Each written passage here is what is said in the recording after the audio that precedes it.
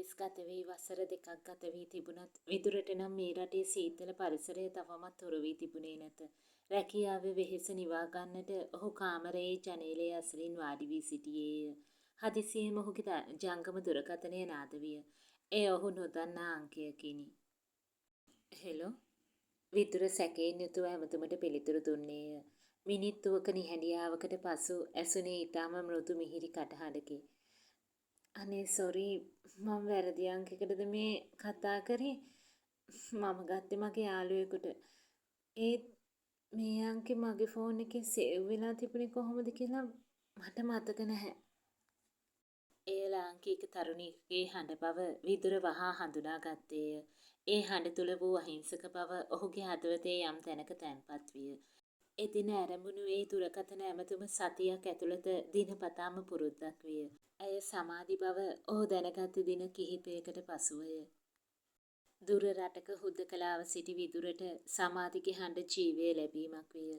ඔහු තමන්ගේ ලෝක ගැන, අනාගතය ගැන පැය ගණන් කතා කළහ. එකිනෙකා දැක නොතිබුණත් ඔවුන්ගේ සිත් තුළ එකිනෙකා පිළිබඳව වූයේ අසීමිත බැඳීමකි. මේ අතර ලංකාවේ සිටින විදුරගේ කුඩා කල සිටම සමීපතම මිතුරා වූ රොහාන් විදුර සමග නිතරම දුරකථනයෙන් සම්බන්ධ විය. මචං විදුර, මට මේ දවස්වල පුදුම සතුටකින් ඉන්නේ බං. මට හිතා ගන්න බැරි තරම් ලස්සන කටහඬක් දෙන කෙල්ලෙක් මට හම්බ වුණා. අපි ටෙලිෆෝන් එකෙන් විතරයි කතා කරන්නේ. ඒත් මට හිතෙනවා එයා තමයි මගේ ජීවිතේ කියලා. විදුර සිනාසෙමින් උත්තර දුන්නේය. එහෙමද? ඒක නම් වාසනාවක් මචං. මමත් මේ දවස්වල එහෙමමයි. මමත් කෙල්ලෙක් එක්ක කතා කරනවා. අපේ හිත් ගොඩක් දුරට ගැලපෙනවා. සමහර විට අපි දෙන්නම එකම වෙලාවක දෛවයේ වීලුවකට අහු වෙලා වෙන්න ඇති. එහෙත් ඔවුන් දෙදෙනාම නොදැන සිටියේ රොහාන් සහ විදුර දෙදෙනාම එකම සමාධි නැමැති තරුණියකගේ හඬට පෙම්බැඳී සිටින බවයි. සමාධි රහසිගතව දෙදෙනා සමගම සංවාදයේ යෙදී සිටි අතර ඇය ඔවුන් දෙදෙනාගේම මිත්‍රත්වය ගැන දැන සිටියේ නැත. දෛවය ඔවුන් වෙනුවෙන් ඉතාමත් සංකීර්ණ දැලක් වියමින් තිබුණි. මාස කිහිපයක් ගත විය. විදුර ලංකාවට පැමිණෙන්නට තීරණය කළේ තවත් දිවසා සිටිය නොහැකි තැනදීය. ඔහු සමාධි ගැන රොහාන්ට පවසා තිබුණේ ඉතාම මතුපිටින් පමණි. ඒ වගේම රොහාන්ද තම ආදරය කරන තරුණිය ගැන විදුරට පවසා තිබුණේ බොහෝ දේ රහසක් ලෙස තබා ගනිමිනි. මචං, මම මේ සතියේම එනවා. මම තීරණය කළා සමාධිව අනිවාර්යයෙන්ම මගේ කරගන්නවා කියලා. විදුර ගුවන් තොටුපළට ගොඩවීමට පෙර රොහාන්ට දුරකථනයෙන් පැවසීය. එළ මචං, මමත් ඔබට ලොකු සර්ප්‍රයිස් එකක් දෙන්න බලාගෙන ඉන්නේ. මමත් මගේ කෙල්ලම ඔබට ඉක්මනින්ම හඳුන්වලා දෙනවා. රොහාන් ඉතා උනන්දුවෙන් පැවසුවේය. විදුර ලංකාවට පැමිණි පසු තම පවුලේ අයගේ සහයද ඇතිව සමාධිව සොයා ගියේය. වසර 2ක් තිස්සේ ඇසූ ඒ හුරු බුහුටි කටහඬට හිමිකම් කියන රුව දැකගත් විදුර සමාධි දෙස බලා සිටියේ වශී වූවකුමෙනි. ඇයත් විදුරව දකින පළමු මොහොතේම ඔහුගේ දැස් තුළ වූ ඒ අවංක ආදරය හඳුනා ගත්තාය. කාලය ඉතා වේගයෙන් ගෙවී ගියේය. දෙදෙනාගේ දෙමව්පියන්ගේ ආශිර්වාදයද මැද විවාහ මංගල්‍ය දිනය නියම විය. විදුර ඒ සතුට රොහාන් සමග බෙදා ගැනීමට සිතුවත් රොහාන් දින කිහිපයක සිට අමුතු ලෙස නිහඬව සිටියේය. විවාහ දින උදෑසන පෝරුවේ චාරිත්‍ර සිදුවෙමින් පැවතුණි. විදුරත් සමාධිත් පෝරුව මත සිටියේ අනාගත සිහින මාලාවක් හිතේ රඳවාගෙනය. පෝරුව අලංකාරව සැරසී තිබුණි. චාරිත්‍ර අතරතුර විදුරගේ මිතුරන් පිරිසක් මනමාලයට සුබ පැතීමට පැමිණියහ. එහි සිටි පිරිස අතර රොහාන්ද විය. රොහාන්ගේ දැස් පෝරුව මත සිටි මනමාලිය දෙසට යොමු වූ විට ඔහුට එකවරම හුස්ම ගැනීමේ අපහසුාවක් දැනුනි.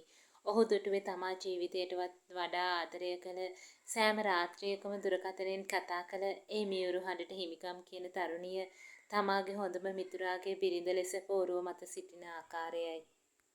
පෝරුවේ සිටි විදුර සහ සමාධි රොහාන්ගේ මුහුණේ ඇති වූ එකම වෙනසක්වත් දුටුවේ නැත. ඔවුන් දෙදෙනා සිටි ලෝකයේම තමන්ට අයිති වූවක් මෙන් සතුටින් පෝරුව මතය. රොහාන් තමාගේ හදවතේ රුධිරය ගලා යද්දී මුවින් වචනයක්වත් පිට කරගත නොහැකිව අසරණව බලා සිටියේය. පෝරුවේ චාරිත්‍ර අවසන් වෙමින් පැවතුනේ මගුල් පෙරහඬ දසත විහිදුවමිනි. විදුරගේ දැස්වල තිබුණේ වසර 2ක නොදැකීමෙන් උපන් ආදරයේ අසීමිත සතුටකි. සමාධිගේ මුහුණේ වූයේ ලැජ්ජාවත් සතුටත් මුසු වූ ප්‍රියමනාප පෙනුමකි. රොහාන් පෝරුව අසලම සිටගෙන සිටියේය. ඔහුගේ සිරුර වෙවුලමින් තිබුණත් ඔහු ඉතාම හොඳින් ඒ පාලනය කරගත්තේය. මචන් රොහන් මේ ඉන්නේ මගේ ජීවිතේ මම හොයපු මගේ පණ. විදුර සමාධිව පෙන්වමින් රොහාන් දෙස බලා සතුටින් පැවසීය. රොහාන්ට දැනුනි තමාගේ පපුව මැදින් යම් කිසිවක් ගැලවී ගියක් මෙනි. ඔහු දෙස බැලූ සමාධිගේ දැස් තුළ වූයේ තමා නොහඳුනන විදුරගේ මිතුරා කෙරෙහි වූ සුපුරුදු ආචාරශීලී බව පමණි. ඇය රොහාන් සමග කිසිදා කතා කර නොතිබුණත් විදුරගේ මිතුරා නිසා ඇය ඔහුට මද සිනහවක් පෑවාය. එම සිනහව රොහාන්ගේ හදවත තවත් අතින් පසාරු කරගෙන ගියේය. ඔහු මුවට නගා ගත්තේ බොරු සිනහවකි. සුබ වෙතුම් මචං විදුර. උඹටත් සමාධි රංගිටත් මගේ හද පිරි සුබ වෙතුම්. රොහාන්ගේ හඬ කිසිදු තෙතමනයක් නොමැතිව ඊටාම වියලිව ඇසිනි. එදින සාදය පුරාම රොහාන් මත්පැන් පානය කළේය. ඔහු සිටි අන් අයටත් වඩා සතුටින් සිටින අයෙකු ලෙස රඟපාමිනි. විදුරට නම් රොහාන්ගේ අමුත්තක් නොදැනුනි. ඔහු සමාධි සමග උත්සවයේ අමුත්තන් පිළිගනිමින් කාර්ය බහුල විය. සාදයේ අවසානයේ නිවස හිස් වෙමින් පැවති අතරතුර රොහාන් අඳුරු කොනක තනි වී බිත්තියකට හේතු වී සිටියේය. ඔහුට තවමත් ඇසෙන්නේ සමාධිගේ හඬය. එය තමාට පමණක් සවන් දීමට ලැබුණු මියුරු තනුවක් බව ඔහු විශ්වාස කළේය. නමුත් දැන් ඇය වෙනත් අයෙකුගේ බිරිඳය. තමාගේ හොඳම මිතුරාගේ බිරිඳය. දෙයනේ මම කාටද මේ ආදරය කළේ? ඔහු තමාටම මුමුණා ගත්තේය. විදුර එතනට පැමිණියේ තමාගේ මිතුරා තනි වී සිටිනු දැක අසන්නටය. මචං උඹ තාම මෙතන? ඇයි උඹ සද්ද නැත්තේ? රොහාන් වහාම ඇස් පිසදාගෙන කෙලින් විය. ඔහු දන්නවා මේ සත්‍ය විදුරට පැවසුවහොත් සිදුවන්නේ ඔහුගේ ජීවිතයේ ලස්සනම දිනය විනාශ කිරීම පමණක් බව. මිත්‍රත්වයේ නාමයෙන් හෝ තමා ඒ රහස් සොහොන් ගැබකට මෙන් තම හදවත තුලම වලදැමිය යුතු බව ඔහු තීරණය කළේය. නෑ බං මට පොඩි මහන්සියක් දැන් එකයි. උඹ ඵලයන් මම දැම්ම යනවා. විදුර සිනාසී සමාධි දෙසට හැරුණේය. රොහාන් දෙස අවසන් වරට බැලූ ඔහු පෝරුව මත තිබූ ඒ සුන්දර රුව දෙස බලා හිස් වූ ශාලාවෙන් පිටතට ගියේය. රොහාන් අඳුරේම සිටගෙන සිටියේය. එතනින් එහාට ඔහුගේ ලෝකයේ සමාධිගේ හඬ මැකී ගොස් නිහඬතාව පමණක් ඉතිරි විය. විදුර සහ සමාධිගේ කැදැල්ල ඊටාම සාර්ථකව ගලා ගියේය. රොහාන් විදුරගේ නිවසට එන යන ගමන කිසිවිටකත් නතර කළේ නැත. නමුත් ඔහු හැම විටම උත්සාහ කළේ සමාධිගෙන් දුරස්තව සිටීමටයි. ඔහු සමාධි දෙස කෙලින් බැලුවේවත් නැත. නිවසේ දොර ඇර තිබූ නිසා ඔහු ඇතුළට පැමිණියේය. සමාධි මුළුතැන්ගේ වැඩක නිරතව සිටියාය. විදුර ගෙදර නැද්ද? රොහාන් එලිපත්තෙන් කෑ ගැසීය. සමාධි මුළුතැන්ගේ සිට පිටතට පැමිණියාය. ඇය තම දුරකථනයෙන් යමකට සවන් දෙමින් සිටියාය. ඒ හඬ රොහාන්ගේ මුළු ශරීරයම ගල් ගැසුනි. එය ඔහු වසර ගණනාවකට පෙර තමා ආදරය කළ ඒ තරුණියගේ හඬ විය. හරියටම එම අභිනයයන් එම ස්වරය අහන්න අයියා විදුර නම් තාම ආවේ නැහැ. ඔයා පොත තියලා යන්නකෝ. සමාධි සිනාසෙමින් පැවසුවාය. ඇය තම දුරකථනය අතින් අතට මාරු කරන විට එය බිම වැටි තිරය එළිය විය. රොහාන්ගේ දැස් අදහාගත නොහැකි ලෙස පුළුල් විය. දුරකථනයේ තිරය මත තිබුණේ වසර ගණනාවකට පෙර තමා ඇමතුම්ගත් ඒ අංකයයි. ඒ අංකය මත තවමත් තිබුණේ මගේ රහස් හඬ යනුවෙන් සටහන් වූ නමකි. සමාධි කලබලයෙන් දුරකථනය අහුලා ගත්තාය. ඇයට රොහාන්ගේ දැස්වල තිබූ අමුතු බැල්ම මගහැරුණේ නැත. රොහාන් අයියා ඇයියා මන් දිහා ඔහොම බලන්නේ? ඇය මදක් බියෙන් ඇසුවාය. රොහාන් තමාටම ශාප කරගත්තේය. ඔහුට ඕනෑ වූයේ හැකි ඉක්මනින් එතනින් ඉවත් වීමටය. නමුත් හදිසියේම ඔහුට තමා ගැනම පාලනයක් නොතිබුණි. ඔහු සමාධිගේ දුරකථනය දෙසට ඇඟිල්ල දිගු කළේය. ඔය අංකයට කතා කළේ මමත් ඒකට හරිම ආදරය කළා සමාධි. සමාධිගේ මොහොනේ වර්ණය වෙනස් විය. ඇය මොහොතක් කල්පනා කළාය. විදුර සමග අතීතයේ කතා කළ අවස්ථාවන් රොහාන්ගේ අමුතු හැසිරීම් සියල්ල ඇගේ මනසට එකිනෙක ගලා ආවේය. ඇය වසර ගණනාවකට පෙර තමාට හමු වූ නොදන්නා කටහඬ දෙක ගැන සිතා බැලුවාය. ඔයා විදුරටත් කලින් ඒ අංකයට කතා කරලා තියෙනව නේද? සමාධිගේ හඬ වෙවුලන්නට විය. නිවසේ නිශ්ශබ්දතාවය පිදුනේ කොහේ හෝ සිට ඇසුණු දුරකථන නාදයකිනි. රොහාන් බිම බලාගෙනම එතනින් පිට වී ගියේය. තමා දැනටමත් කළ වරදක් නොමැති වුවත් ඇත්ත දැනගත් සමාධිගේ හදවත තුළ ඇතිවිය හැකි කැළඹීම ගැන ඔහුට ලොකු බියක් දැනුනි. රොහාන් නිවසින් පිටව ගිය පසු සමාධි එතැනම ගල් ගැසී සිටියාය.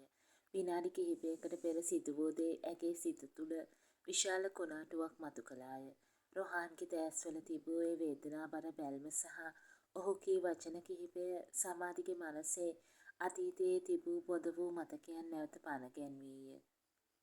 රොහාන් තමාට ආදරය කළ බවත් සමහර විට ඔහු තමා සමග කතා කළේ තමාගේ ඒ රහස් සාදරය විදුරටත් පෙර සොයාගෙන බවත් ඇය තේරුම් ගත්තාය. මේ රහස දැනගත් සමාධිගේ සිත තුළ දෝෂාරෝපණයකට වඩා තිබුණේ විශාල බියකි. තම ස්වාමී පුරුෂයාගේ හොඳම මිතුරා තමාට රහසින් ආදරය කළ බව දැන ගැනීම ඇයට විදුරගේ දැස් දෙස කෙලින් බැලීම පවා අපහසුවක් බවට පත් කළාය.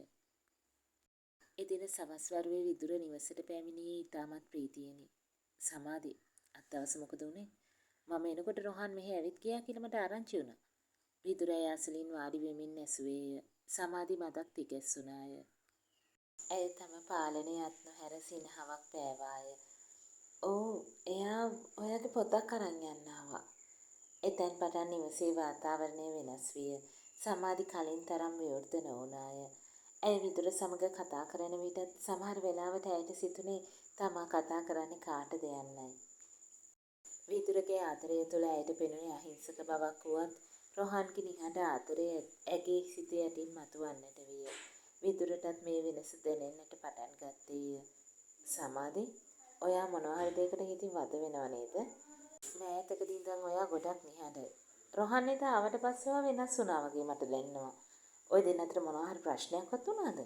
විදුර අවංකවම ඇසුවේය. එම ප්‍රශ්නය සමාධිව අසරණ කළාය. සත්‍ය පැවසුවහොත් විදුර සහ රොහාන් අතර ඇති වසර ගණනාවක මිත්‍රත්වය බිඳී යන බව ඇය දැන සිටියාය.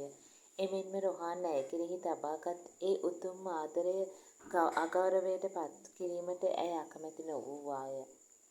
"නෑ විදුර, එහෙම කිසිම දෙයක් නැහැ. මට ටිකක් මහන්සියි." ඇය බොරුවක් පැවසුවාය. නමුත් ඒ බොරුව ඇගේ හදවත තුළ විශාල බරක් ලෙස තැන්පත් විය. විදුර ඇයව වැළඳගෙන සැනසූ විට සමාධිගේ ඇස්වලින් කඳුළු වැගිරුණේ රොහාන් කෙරෙහි ඇති වූ අනුකම්පාව නිසාද නැතහොත් විදුරට කරන වංචාව නිසාදැයි ඇයවත් නොදැන සිටියාය. ඔවුන්ගේ නිවස තුළ පවුරක් ඉදිවෙමින් තිබුණි. ඒ පවුර ඉදිවුණේ වචන වලින් නොව නොකියූ රහස් සහ වරදකාරී හැඟීම් වලිනි. විදුර තවමත් සතුටින් සිටියත් සමාධිගේ හදවතේ රොහාන්ගේ ඒ රහසිගත ආදරය තවමත් ජීවමානව තිබුණි. දින සති මාස ගෙවී යද්දී සමාධිගෙත් විදුරගෙත් කැතැල්ලේ තිබූ ඒ සොඳුරු බව යටින් ලොකු හිස්තැනක් පිරෙමින් තිබුණි. රොහාන් සමාධිගේ නිවසට එන එක ටිකෙන් ටික අඩු කළේය. ඔහු තමාගේ ආදරයත් විදුර කෙරෙහි වූ මිත්‍රත්වයත් අතර දෝලනය වෙමින් දැඩි මානසික පීඩනයකින් පසු වූයේය. සමාධි නම් නිතරම සිටියේ අසරණවය. ඇය විදුර දෙස බලන විට තමා නොදැනුවත්වම ඔහුගේ මිතුරාගේ හදවත කැඩූ බව ඇයට සිහිවිය. විදුරට නම් මේ කිසිවක් නොතේරුණත් ඔහුට සමාධිගේ දුරස්ත බව තදින්ම දැනුනි. දිනක් රාත්‍රියේ විදුර නිවසේ නොසිටි වේලාවක රොහාන් හදිසියේම නිවසට පැමිණියේය. ඔහු සිටියේ කලබලයෙනි. දොර ඇරගත් සමාධි ඔහුව දුටු වහාම තිගැස්සුනාය. "රොහාන් අයියා, ඇයි මේ වෙලාවේ?" රොහාන් ඇතුළට පැමිණියේ ගිලෙන මනුස්සයෙක් පාවෙන ලී කැබැල්ලක් අල්ලා ගන්නාක් මෙනි. ඔහුගේ දෑස්වල තිබුණේ අවුරුදු ගණනාවක් සිර කරගෙන සිටි වේදනාවයි. "සමාධි, මට මේක තවදුරටත් හංග කරන්න බැහැ. එදා ඔයාගේ ෆෝන් එකේ ඒ අංකෙ දැක්ක වෙලාවේ ඉඳන් මගේ ජීවිතේම අවුල් වෙලා. මම උඹට ආදරය කළේ හිදුර උඹව හොයාගන්නත් ගොඩක් කාලෙකට කලින්. හැබැයි මම දැනගෙන හිටියේ නැහැ ඒ ආදරය කරන්නෙත් මගේම හොඳම යාළුවා ආදරය කරන කෙනාටම කියලා." සමාධි බිත්තියට හේතු වූවාය. "අයියා, කරුණාකරලා නවත්තන්න. විදුර මේ කිසිම දෙයක් දන්නේ නැහැ. මම විදුරගේ වයිෆ්. ආයේ මේ ගැන කතා කරන්න එපා." "මම දන්නවා සමාධි." රොහාන්ගේ හඬ රළු වුවත් එයින් පිට වුණේ ශෝකයයි. "මම මේ යන්නේ මම මේ රට අත්හැරලා යනවා. විදුරට මාව තවදුරටත් මුණ ගැහෙන්නේ නැහැ. ඔයා විදුර එක්ක සතුටින් ඉන්න. මම මේ විඳින මේ වේදනාව මටම පාලනය කරගන්න පුළුවන්.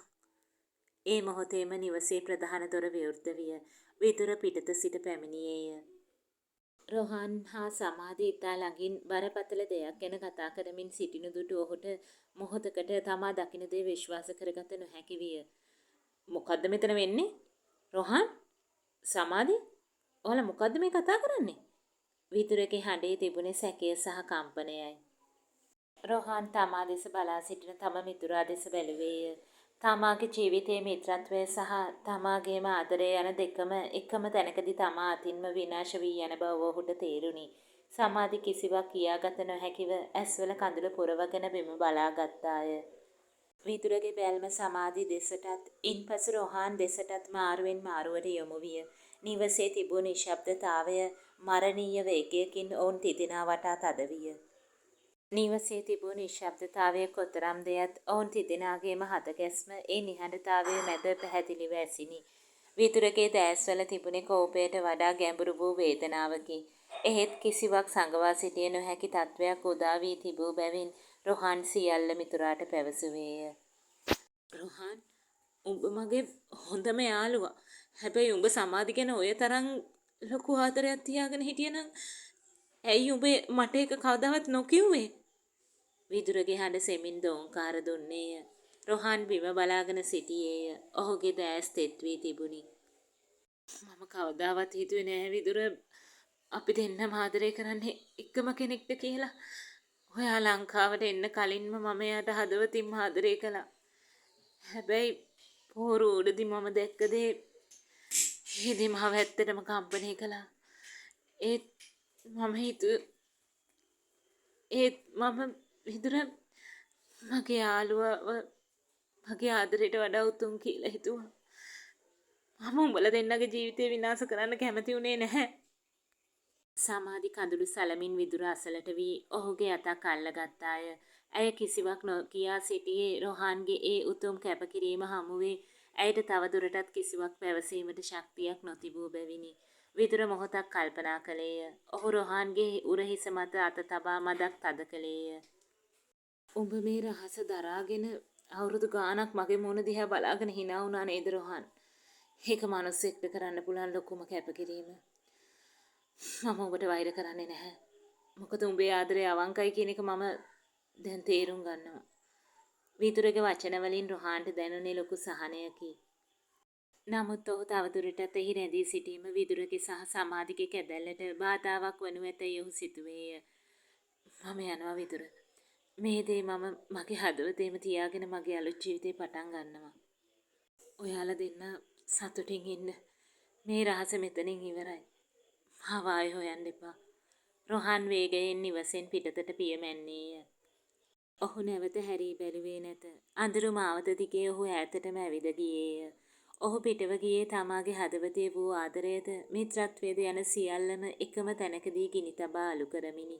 විදුරත් සමාධිත් දොරකඩ සිට බලා සිටියේ රොහාන්ගේ සෙවණැල්ල අඳුරේ මැකී යනතුරුය. වසර ගණනාවක් තිස්සේ ඔවුන් වටා තිබූ රහස් සහ බොරු සියල්ල ඒ මොහොතේම වාෂ්ප වී ගියේය. අපි ආය අලුතින් පටන් ගමු සමාධි. විදුර ඇයව තම පපුවට තුරුළු කරගත්තේය. පිටතින් ඇසුනේ රොහාන්ගේ පියවර ශබ්දය පමණි. ඔහු ඈතටම යමින් සිටියේය.